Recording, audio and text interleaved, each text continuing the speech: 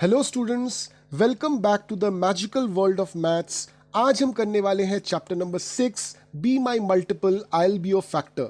ये entire chapter बहुत मज़ेदार होने वाला है क्योंकि इस चैप्टर में शॉर्ट स्टोरीज हैं जिनके ज़रिए हम बहुत सारे इंपॉर्टेंट मैथमेटिक्स के कॉन्सेप्ट सीखने वाले हैं। चले आते हैं पेज नंबर 87 पर, जहां पे दी हुई है first story about a cat and a mouse called Kunjan. तो एक हंग्री कैट है जिसको एक माउस को पकड़ना है जिसका नाम है कुंजन। ये कैट और माउस जो है वो सीढ़ियों पे दौड़ रहे हैं। कुंजन नाम का जो माउस है वो अभी फिलहाल 14th स्टेप तक है, यानी कि 14th पायदान पे है। ये माउस एक साथ 2 स्टेप्स जंप कर सकता है, जबकि कैट जो है वो 3rd स्टेप पे है, वो एक साथ 3 स्टेप जंप कर सकती है। अगर 28th स्टेप तक कुंजन पहुंच जाता है कैट के पहले, तब वो अपनी जिंदगी बचा लेगा, अदरवाइज कैट उसको खा जाएगी। तो चलिए देखते हैं 28th स्टेप तक कुंजन कैसे पहुंचता है।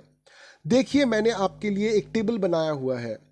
कुंजन और कैट दोनों ही एकदम शुरू में, यानी कि जंप नंबर 0 पे वो लोग 14th स्टेप और 3rd स्टेप पे हैं। जब कुंजन पहला जंप मारता है तो वो 16 स्टेप तक पहुंचेगा। जब कैट पहला जंप मारेगा तो वो 6 स्टेप तक पहुंचेगी। जंप नंबर 2 में Kunjan will reach 18th step, जबकि cat will reach the 9th step. Jump number 3 में कुंजन 20th स्टेप तक पहुंचेगा, जबकि कैट पहुंचेगी 12th स्टेप तक। जंप नंबर 4 में कुंजन 22nd स्टेप तक पहुंचेगा, जबकि कैट पहुंचेगी 15th स्टेप तक।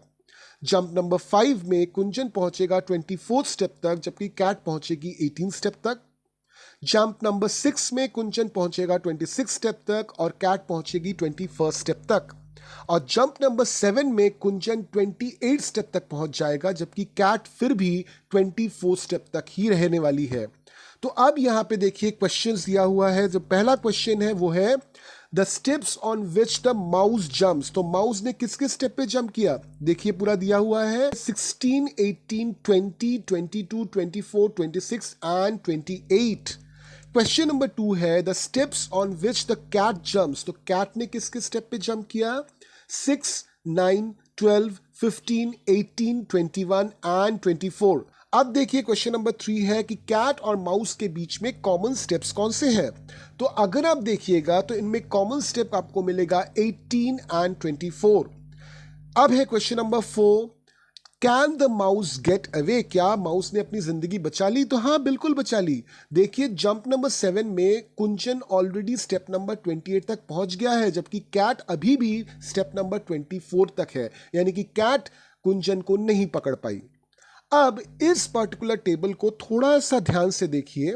हमने बोला था कि कुंजन हर एक बार जब जंप करता है तो 2 स्टेप्स जंप करता है।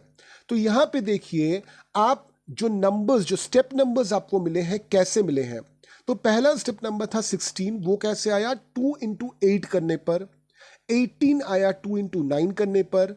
20 आया 2 इंटू 10 करने पर। 22 आया 2 इंटू 11 करने पर। 24 आया 2 इंटू 12 करने पर। और 26 आया 2 इंटू 13 करने पर। और आखिरकार 28 आया 2 इंटू 14 करने पर। तो यहां पे 16, 18, 20, 22, 24, 26, 28 इन नंबर्स को अगर आप 2 से डिवाइड करोगे तो हर केस में आपको डिवीजन का जो रिमाइंडर है वो 0 ही मिलने वाला है।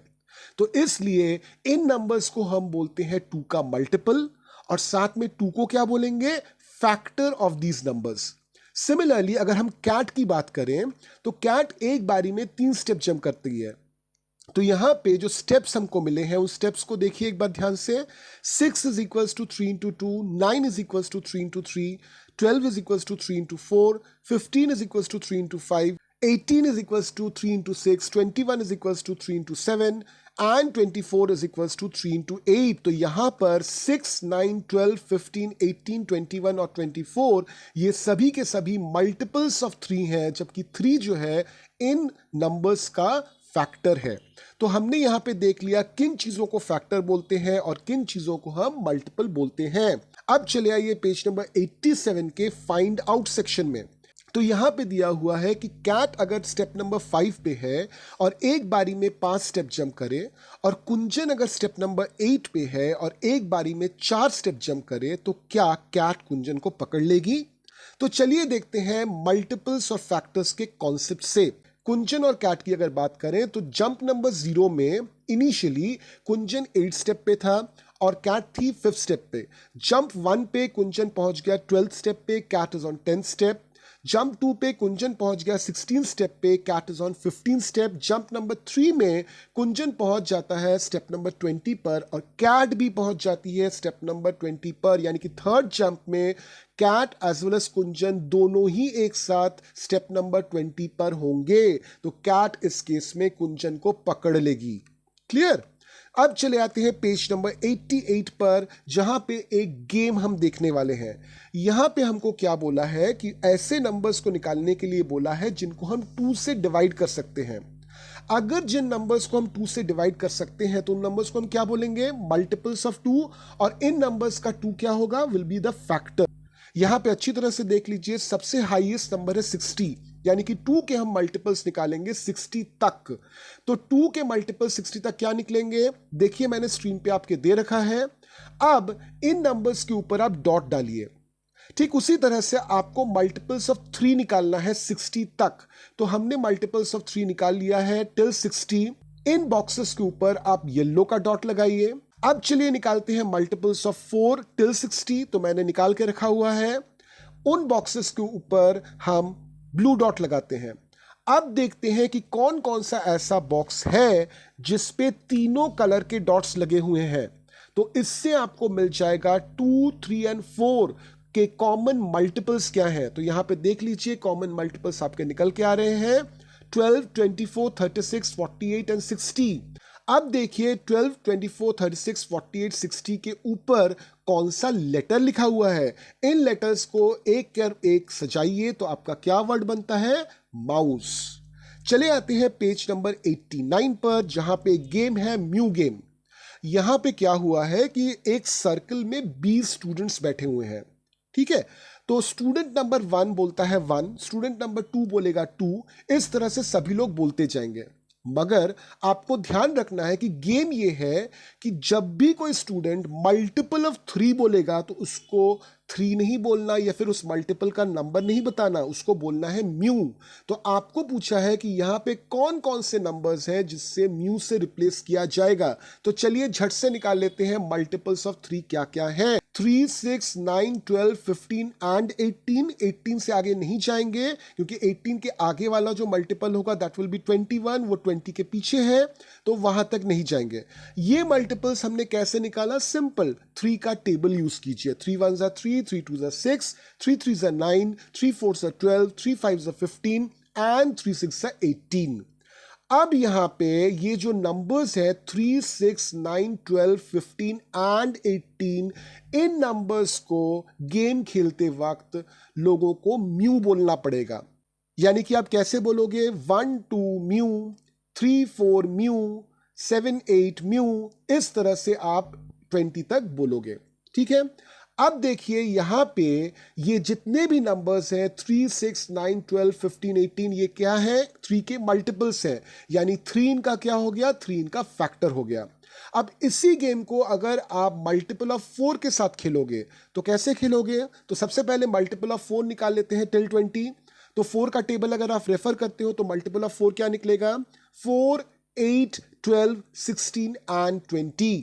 अब जब आप नंबर्स बोलो तो 4, 8, 12, 16 एंड 20 के जगह पे आपको म्यू बोलना है। जैसे 1 2 3 म्यू, 5 6 7 म्यू, 9 10 11 म्यू, इस तरह से आपको गेम को खेलना है। तो चलिए इसी तरह से निकाल लेते हैं फर्स्ट 10 मल्टीपल्स ऑफ 5। तो फर्स्ट 10 मल्टीपल्स ऑफ 5 आप कैसे निकालोगे? सिंपल, आपको 5 का टेबल यूज करना है। 5 1 5, 5 2 10, इस तरह से आप 5 10 तक लिखिए। यानी कि फर्स्ट 10 मल्टीपल्स ऑफ 5 क्या निकलेंगे आपके? 5 10 15 20 25 30 35 40 45 एंड 50। क्लियर? अब चले आते हैं पेज नंबर 90 पे, जहां पे दिया हुआ है डाइस गेम। यहां पे हम क्या करेंगे कि आपको 2 डाइस लेना है, डाइस मतलब जो लूडो खेलते समय हम यूज करते हैं, और उनको बारी बारी आपको फेंकना है। तो करना क्या है, इन दोनों डाइस को जब आप पहले फेंकोगे तो दोनों डाइस को मिला के पहले डाइस में एक नंबर निकलेगा, दूसरे डाइस में एक नंबर निकलेगा, यानी 2 डिजिट नंबर निकलेगा। आपको निकालना है ये जो नंबर है 2 डिजिट, ये मल्टीपल ऑफ 6, 4, 5 या फिर तो 7 है कि नहीं। अगर वो है तो आपको उस नंबर को जो सर्कल दिया हुआ है उस सर्कल में लिखना पड़ेगा। ठीक है, तो इस तरह से आप करते जाओगे और देखते जाओगे कि ये गेम कितना आसान है। तो चलिए एक एग्जाम्पल मैं आपको दे देता हूं। मान लीजिए डाइस नंबर 1 पे एक नंबर आया 2, डाइस नंबर 2 पे एक नंबर आया 4, यानी कि आपका 2 डिजिट नंबर क्या निकला, 24। अब 24 जो है वो 6 से भी डिवाइड हो जाता है, यानी 24 आप 6 के सर्कल में भी लिखोगे। 24 जो है वो 4 से भी डिवाइड हो जाता है, यानी कि 24 को आप 4 के सर्कल में भी लिखोगे। मगर 24 जो है वो 5 से या 7 से डिवाइड नहीं होता है। डिवाइड नहीं होने का मतलब क्या, आप जब डिवाइड करोगे तो रिमाइंडर बच जाएगा, और डिवाइड हो जाने का मतलब क्या, आप जब डिवाइड करोगे तो रिमाइंडर उसका 0 आएगा। तो इस तरह से जो नंबर्स आपके निकल रहे हैं डाइस डालने से, इन नंबर्स को आपको इन सर्कल्स में लिखना है। क्लियर। चले आते हैं पेज नंबर 91 पर, जहां पे हम बात करेंगे कॉमन मल्टीपल्स की। तो चलिए झट से देख लेते हैं कि फर्स्ट 10 मल्टीपल्स ऑफ 3 क्या क्या है। आपको टेबल यूज करना है 3 का, तो मल्टीपल्स ऑफ 3 कैसे निकलेगा, 3, 6, 9, 12, 15, 18, 21, 24, 27 एंड 30। ठीक उसी तरह से हम निकाल लेते हैं फर्स्ट 10 कॉमन मल्टीपल्स ऑफ 5। तो क्या क्या निकलेगा, 5, 10, 15, 20, 25, 30, 35, 40, 45 एंड 50। अब इन दोनों को जरा कंपेयर कीजिए, आपको मिल जाएगा कि कॉमन मल्टीपल्स यहां से हैं 15 एंड 30, और इस 15 और 30 में जो स्मॉलेस्ट नंबर है वो क्या है, 15। तो आप ध्यान में रखिए एक बहुत इंपॉर्टेंट बात, अगर 2 नंबर्स आप लेके चलते हो या फिर 2 से ज्यादा नंबर लेके आप चलते हो, तो नंबर्स के बीच में infinite number of common multiples हो सकते हैं, मगर ऑब्वियसली स्मॉलेस्ट कॉमन मल्टीपल कोई एक ही होगा। ये जो हमने कॉन्सेप्ट यूज किया, ये जो हमने कॉन्सेप्ट देखा, इसको हम लोग बोलते हैं लोएस्ट कॉमन मल्टीपल या LCM। तो यहां पे तो हमने मल्टीपल्स ऑफ 3 लिख लिए, 5 लिख लिए, कंपेयर किया, फिर निकाला which is the smallest common multiple. इतना लंबा प्रोसेस फॉलो करने की जरूरत नहीं है। और एक प्रोसेस है जो एक इजी प्रोसेस है टू फाइंड LCM, आ गया आपके स्क्रीन पर।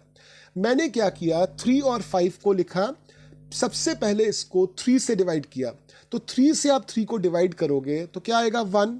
अब 3 से क्या 5 डिवाइड हो सकता है, नहीं हो सकता, तो ये 5 ही होगा वहां पे। अब इसको 5 से डिवाइड कीजिए, 1 को 5 से क्या आप डिवाइड कर सकते हो, नहीं कर सकते, तो 1 का 1 नीचे आएगा। 5 को आप 5 से डिवाइड कीजिए, क्या आएगा, 1 आएगा। तो अब देखिए आपके नीचे यहां पे 1,1 आ गया है, यहां पे रुक जाना है। ये जो साइड में नंबर्स आपके निकले हैं, अब इनको मल्टीप्लाई कर दीजिए तो आपका एलसीएम निकल के आ जाएगा। तो मेरा एलसीएम क्या निकलता है, LCM is 3 into 5 which is 15। ये जो प्रोसेस एलसीएम निकालने का है, इसको हम लोग बोलते हैं प्राइम फैक्टराइजेशन प्रोसेस। ठीक उसी तरह से चलिए हम निकाल लेते हैं कॉमन मल्टीपल्स ऑफ 2 and 7। तो देखिए मैंने मल्टीपल्स ऑफ 2 लिख के रखे हुए हैं, मल्टीपल्स ऑफ 7 भी लिख के रखे हुए हैं। तो इनमें से कॉमन मल्टीपल्स देखिए क्या निकल रहा है, 14 and 28। चले आते हैं पेज नंबर 92 पर। ठीक यही वाला कॉन्सेप्ट यूज करके आपको 4, 5 and 6 इन तीनों का कॉमन मल्टीपल निकालना है। तो 4 के मल्टीपल्स लिख लीजिए, 5 के मल्टीपल्स लिख लीजिए, 6 के मल्टीपल्स लिख लीजिए। अब देखिए 4, 5 और 6 के बीच में कॉमन मल्टीपल्स क्या क्या है, उनको आप अंदर वाले बॉक्स में लिखिए। ठीक है, चले आते हैं पेज नंबर 92 के पजल में। एक बहुत इंटरेस्टिंग पजल है। सुनीता ने क्या किया, कुछ टैमरिन के सीड्स लिए, टैमरिन मतलब इमली, इमली के दाने लिए। अब सुनीता ने इन इमली के दानों का 5 का एक ग्रुप बनाया। तो अगर जितने भी इमली के दाने उसके पास है, उनको अगर 5 के ग्रुप में वो डिवाइड करती है, तो हमेशा उसको मिलता है कि एक सीड जो है वो एक्स्ट्रा बच जाता है। अब उसने 6 का ग्रुप बनाया, फिर भी उसको दिखा 6 का ग्रुप बनाने पर भी एक सीड जो है एक्स्ट्रा बच गया।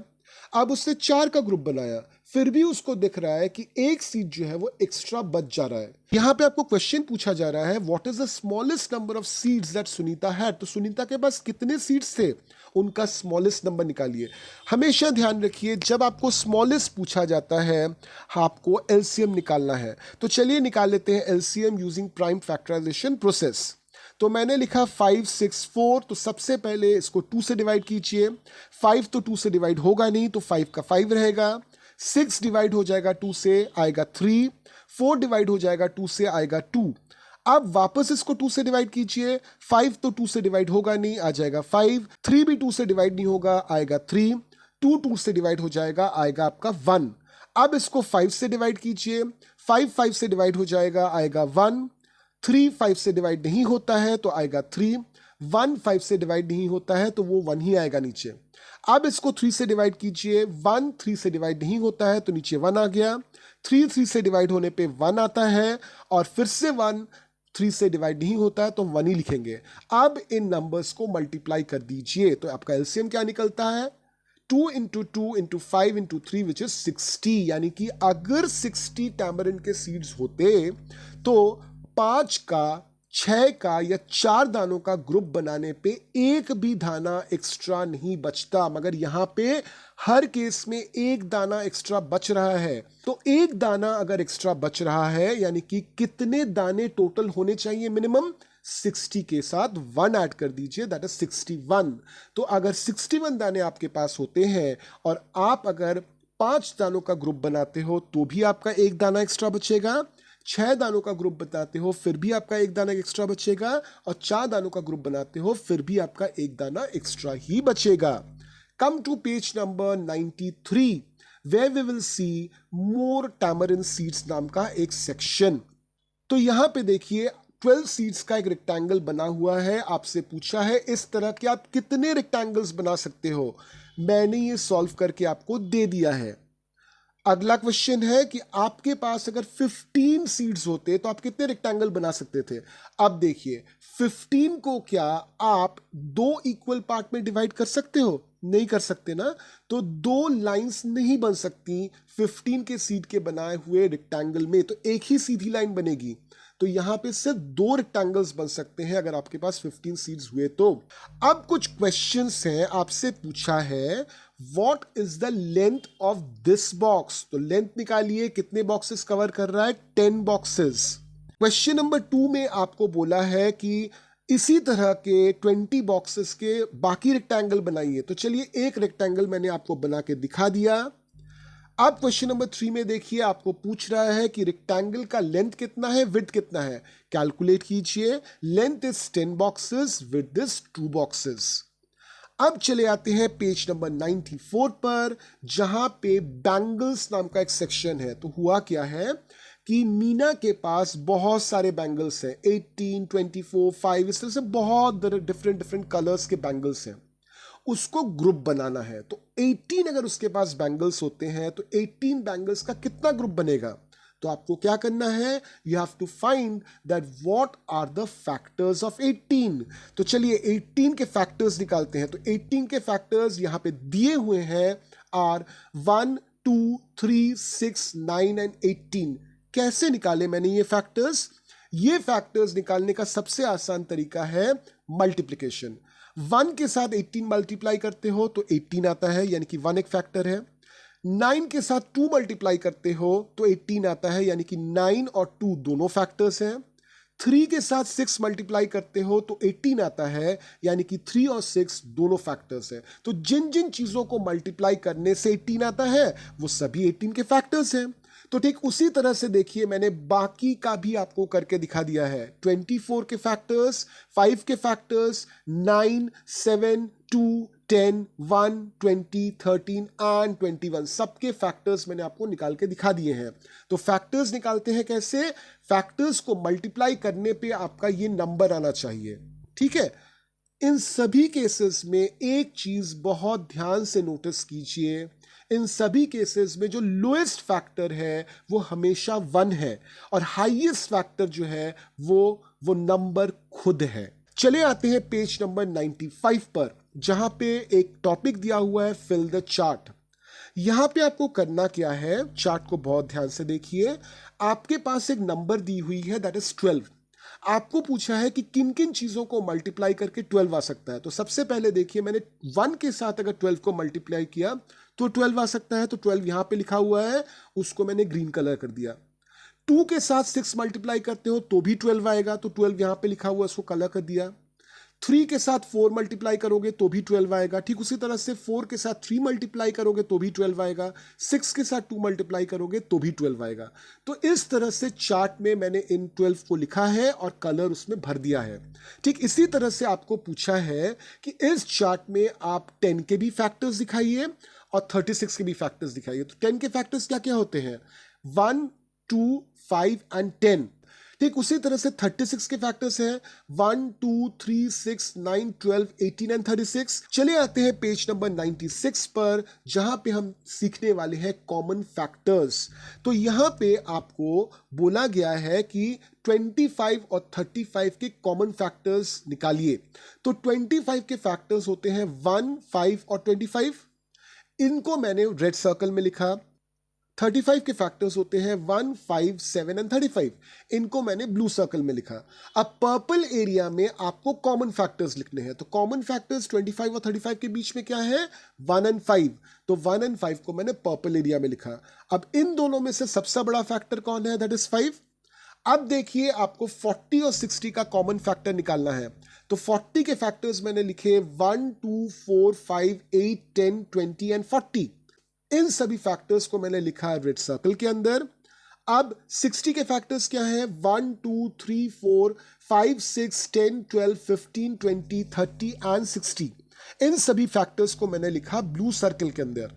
अब देखिए, पर्पल एरिया में मुझे लिखना है कॉमन फैक्टर्स। तो दोनों को कंपेयर कीजिए। कॉमन फैक्टर्स हैं आपके 1, 2, 4, 5, 10 एंड 20। इनको मैंने लिखा पर्पल एरिया में। अब इनमें से सबसे बड़ा फैक्टर कौन है? That is 20। तो ये जो दोनों एग्जाम्पल्स में हमने सबसे बड़े कॉमन फैक्टर की बात की, इसको हम लोग हाईएस्ट कॉमन फैक्टर या HCF भी बोलते हैं।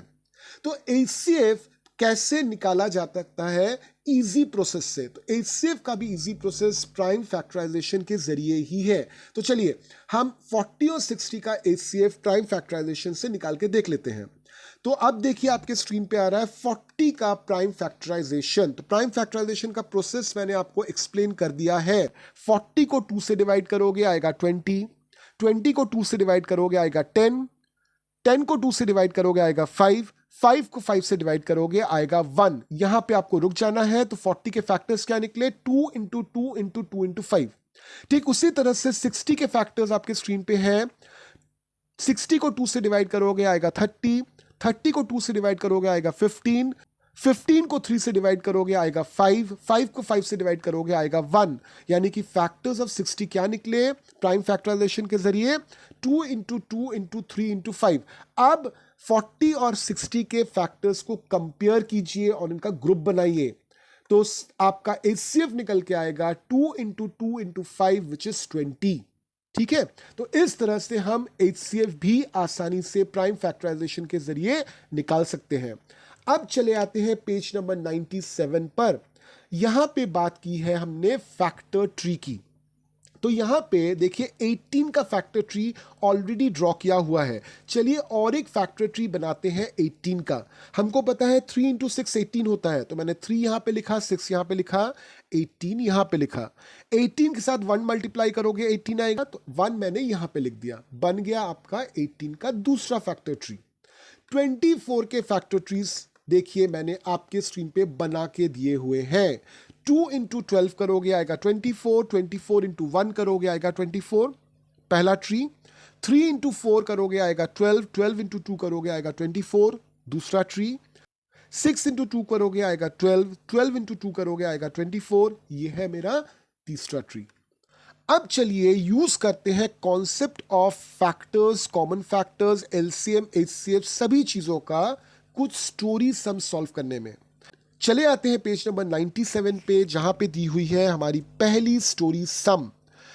इस स्टोरी सम में आपको जो बताया गया है कि एक गार्डन में, अनु के गार्डन में कुछ टाइल्स लगले हैं। तो एक टाइल है जो 2 फीट का है, एक टाइल है जो 3 फीट का है, एक टाइल है जो 5 फीट का है। पहले वाले रो में मैंने 2 फीट का टाइल लगाया, दूसरे में मैंने 3 फीट का टाइल लगाया और तीसरे में मैंने 5 फीट का टाइल लगाया। क्वेश्चन आपसे पूछा है What is the shortest length of the path? तो shortest, smallest जब भी आपसे पूछा जाएगा आपको LCM निकालना है। तो चलिए 2, 3 and 5 का LCM निकाल लिया जाए। तो 2, 3 and 5 का जब आप LCM निकालोगे तो क्या निकलेगा? देखिए स्क्रीन पे बना हुआ है, it is coming as 30 feet. So that is the answer.